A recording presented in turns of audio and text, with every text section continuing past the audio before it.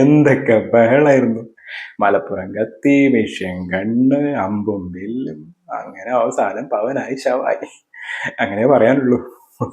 എൻ്റെ മോനെ, complete dominance അങ്ങനെ വേണം പറയാൻ വേണ്ടിയിട്ട്. ഇന്ത്യ വേഴ്സസ് പാകിസ്ഥാൻ മാച്ച്, ശരിക്കും ഇന്നത്തെ മാച്ച് എന്ന് പറയുന്നത് മോസ്റ്റ് ആന്റിസിപ്പേറ്റഡ് മാച്ച് എന്ന് പറയാം. കാരണം വെച്ചാൽ എല്ലാവരും കാത്തിരിക്കുന്ന ഒരു മാച്ച്.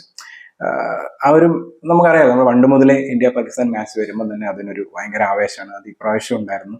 കുറെ മുന്നേ ഉള്ള കുറെ വെല്ലുവിളികളും സംഭവങ്ങളൊക്കെ നടന്ന് അവസാനം ഒന്നും കാണാൻ പറ്റിയില്ല. ആ ഭാഗത്തു നിന്ന് ഒന്നും കാണാൻ പറ്റില്ല. നമ്മളുടെ ഒരു അഴിഞ്ഞാട്ടം തന്നെ പറയാം. Complete dominance. 61 റണ്ണിന് ശരിക്ക് വലിയ മാർജിലുള്ള ഒരു ജയം. നമ്മൾ ശരിക്കും ഈ ജയമൊക്കെ നമ്മൾ US കൂടെയുള്ള മാച്ചിലേക്കാണ് പ്രതീക്ഷിച്ചത്. പക്ഷെ ഇവിടെ പാകിസ്ഥാന്റെ ടീമിനെ അത്രയും ചെറുതായി കണ്ടുകൊണ്ടുള്ളൊരു മാച്ച് എന്ന് തന്നെ പറയാം. കാരണം വെച്ചാൽ അതിലെടുത്ത് പറയേണ്ട നമ്മളെ ഇഷാൻ കിഷൻ തന്നെയാണ്. നമുക്കല്ല ടോസ്, ശരിക്കും ടോസിൽ അവർ ജയിച്ച്, പക്ഷെ കളി നമ്മൾ ജയിച്ച്, അങ്ങനെ വേണം പറയാം. എന്നത്തെയും പോലെ ഗംഭീരമായിട്ട് തുടങ്ങി വെച്ച് വെടിക്കെട്ട് 3 6 10 4 അടിച്ച് ഏകദേശം 77 റണ്ണ് 40 ബോളിൽ അതൊരു ഗംഭീര തുടക്കം തന്നെ നമുക്ക് കിട്ടി. ആ ഒരു തുടക്കത്തിൽ നിന്ന് അങ്ങോട്ട് സ്കോറിലോട്ട് പോയി. ശരിക്കും അങ്ങനെ തുടങ്ങിയപ്പോൾ ഞാൻ വിചാരിച്ചു കഴിഞ്ഞാൽ മാച്ചിൽ ഉണ്ടായിരുന്നല്ലോ, ഏകദേശം ഫസ്റ്റ് സഞ്ജുവും ഇഷാൻ കിഷനും കൂടി തുടങ്ങി വെച്ച് പിന്നെ അങ്ങോട്ട് അടിച്ചടിച്ച് നമ്മൾ 200 മേലെ സ്കോർ എത്തിയാറുണ്ട്. അങ്ങനെ പോകുന്നു വിചാരിച്ചൊരു മാച്ചിൻ്റെ അകത്ത് പിന്നീട് അങ്ങോട്ട് അടുപ്പിച്ച് വിക്കറ്റ് പോകുന്നു. പക്ഷേ ഇഷാൻ കിഷൻ അവിടെ തന്നെ നിൽക്കുന്നുണ്ട്. അഭിഷേകിന്റെ ബാറ്റിൽ നിന്നാണ് ശരിക്കും നമ്മൾ വെടിക്കെട്ട് പ്രതീക്ഷിച്ചത്. പക്ഷേ ഇഷാൻ കിഷനാണ് അവിടെ തുടങ്ങിയത്.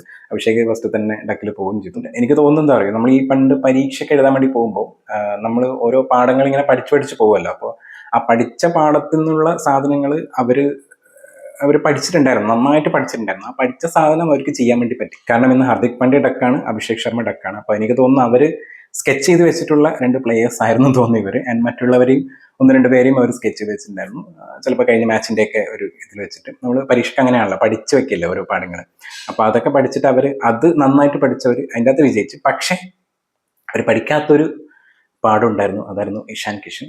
ഇഷാൻ കിഷൻ അവിടെ ഔട്ട് ഓഫ് സിലബസ് ആയിട്ട് തന്നെ ഗംഭീരമായിട്ട് അടിച്ചപ്പോൾ ശരിക്കും നമ്മൾ പരീക്ഷയ്ക്ക് പഠിക്കാത്ത ഭാഗം വരുമ്പോൾ ഔട്ട് ഓഫ് സിലബസ് ടോപ്പിക് വരുന്ന സമയത്ത് നമ്മൾ എഴുതാനൊന്നും ബുദ്ധിമുട്ടല്ല. ആ ഒരു ബുദ്ധിമുട്ട് അവർ നന്നായിട്ട് അനുഭവിച്ചു എന്ന് വേണം പറയാൻ. നമ്മൾ ബോൾ ചെയ്ത സമയത്ത് എല്ലാവർക്കും വിക്കറ്റ് കിട്ടി. ബോൾ എറിഞ്ഞ എല്ലാവർക്കും വിക്കറ്റ് ഉണ്ട്. ഒരു വിക്കറ്റെങ്കിലും എല്ലാവരും എടുത്തിട്ടുണ്ട്. ഈവൻ റിങ്കു സിംഗിന് ഉണ്ടായിരുന്നു, തിലക് വർമ്മക്ക് ഉണ്ടായിരുന്നു, പിന്നെ വരുൺ ചക്രവർത്തി 2, ഹാർദിക് പാണ്ഡ്യ 2, നമ്മുടെ അക്ഷർ പട്ടേൽ 2, ബുംറ 2, എല്ലാവരും 2 വെച്ചിട്ടുണ്ടായിരുന്നു. ഫസ്റ്റ് ഒരു ഇമ്പാക്ട് നമ്മൾ ഉണ്ടാക്കി കൊടുത്തു. ഫസ്റ്റ് ഓവറിൽ തന്നെ ഹാർദിക് പാണ്ഡ്യ ഒരു വിക്കറ്റ് എടുത്ത്, അത് കഴിഞ്ഞ് ബുംറ അടുത്ത ഓവറിൽ 2 വിക്കറ്റ് എടുപ്പിച്ചെടുക്കുന്നു.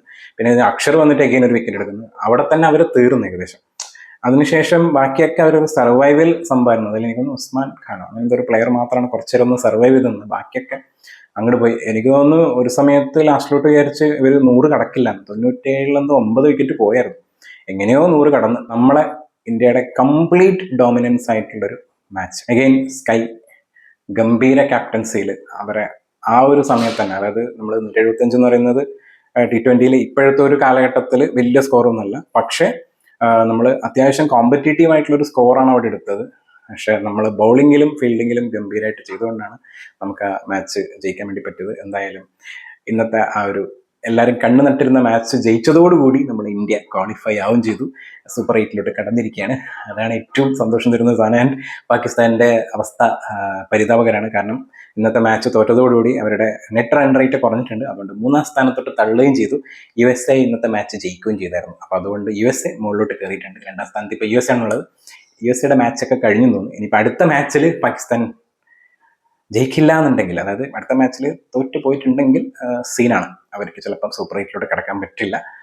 അടുത്ത മാച്ചിൽ പാകിസ്ഥാന്റെ ജയം തോൽവി അനുസരിച്ചിരിക്കും USA ഭാവി എന്താണ് എന്നുള്ളത് നമുക്ക് കാണാൻ പറ്റുന്നത്. അപ്പോൾ എന്തായാലും ഇന്ത്യ സൂപ്പർ 8 കടന്നിരിക്കുകയാണ്. ഭയങ്കര സന്തോഷമാണ്, സ്പീച്ച്ലെസ് ആണ്. കാരണം നമ്മൾ ജയിക്കണം എന്ന് കൺഫേം ആയിട്ടും ആഗ്രഹിക്കുന്ന ഒരു മാച്ചാണിത്. അപ്പോൾ ആ ഒരു ജയം നമുക്ക് കിട്ടിയത് കൊണ്ട് തന്നെ അതിൽ ഭയങ്കരമായിട്ട് സന്തോഷമുണ്ട്, ഭയങ്കര ഹാപ്പിയാണ്. ഈവൻ എൻ്റെ വീട്ടിൽ മോൻ തന്നെ 8 വയസ്സുള്ള അവൻ തന്നെ ഭയങ്കര ഹാപ്പിയായിരുന്നു. അവൻ ഓരോ വിക്കറ്റ് പോകുമ്പോഴും അവനവിടെ ഭയങ്കരമായിട്ട് തുള്ളിച്ചാടുന്നുണ്ടായിരുന്നു. അപ്പോൾ എന്തായാലും അടുത്ത സൂപ്പർ 8 മാച്ചുകൾക്ക് വേണ്ടി നമ്മൾ ഇന്ത്യൻ ടീം വെയിറ്റിംഗ് ആണ്. ബാക്കിയുള്ള ടീമുകൾക്ക് വേണ്ടിയിട്ട് വെയിറ്റിംഗ് ആണ്. അപ്പോൾ നമുക്ക് എന്തായാലും അടുത്ത വീഡിയോയിൽ കാണാം. നാളെ ഒരു സ്ട്രോങ് മാച്ച് നടക്കാൻ പോകുന്നുണ്ട്. Australia versus Sri Lanka. Do or die മാച്ചാണ് ഓസ്ട്രേലിയ. അപ്പോൾ എന്തായാലും ബൈ ബൈ.